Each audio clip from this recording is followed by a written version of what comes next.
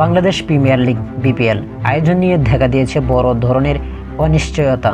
Bangladesh cricket বোর্ডের সভাপতি তামিম ইকবাল জানিয়েছেন, চলতি বছর বিপিএল নাও হতে পারে। এক সাক্ষাৎকারে বিপিএল, ঘরোয়া ক্রিকেট এবং ঘরের মাঠে ভারত সিরিজ সহ বিভিন্ন বিষয়ে কথা বলেন বিসিবির সভাপতি। বিপিএল পুরোপুরি বন্ধ করে দেওয়ার পরিকল্পনা আছে কি না এমন প্রশ্নের জবাবে তামিম ইকবাল বলেন, এবছর বিপিএল নাও হতে পারে। এ ব্যাপারে বিপিএল গভর্নিং কাউন্সিলের চেয়ারম্যান আরও ভালো বলতে পারবেন। তবে ব্যক্তিগতভাবে বিপিএল বন্ধের পক্ষে নন তামিম। বড় টুর্নামেন্টটিও আরও গোছানো ও ইতিবাচকভাবে আয়োজনের পক্ষে তিনি।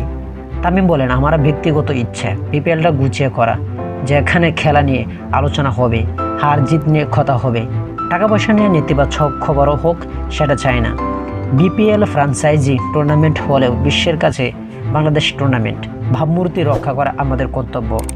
2028 সালে টি-20 বিশ্বকাপ সামনে রেখে এবছর বিপিএল আয়োজন না হলে এর নেতিবাচক প্রভাব পড়তে পারে কি না এমন প্রশ্নের জবাবে তামিম ইকবাল বলেন, আমরা এবছর করতে না পারলেও 2027 সালে ভালোভাবে করতে পারবো।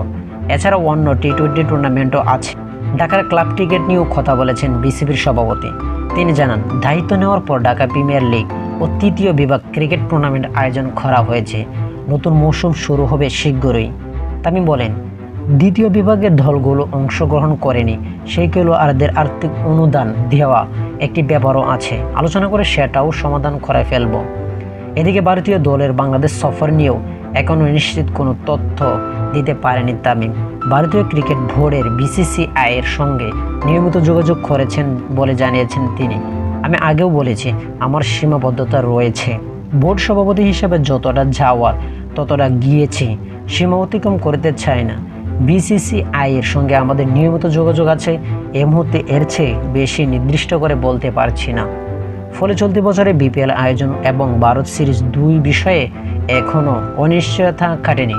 তো আশা করি যারা টি স্পোর্ট গ্যালারি চ্যানেলটি সাবস্ক্রাইব করবেন, সবাই টি স্পোর্ট গ্যালারি চ্যানেলটি সাবস্ক্রাইব করবেন এবং ভিডিওটা ভালো লাগলে লাইক অ্যান্ড শেয়ার কমেন্ট করবেন। ধন্যবাদ।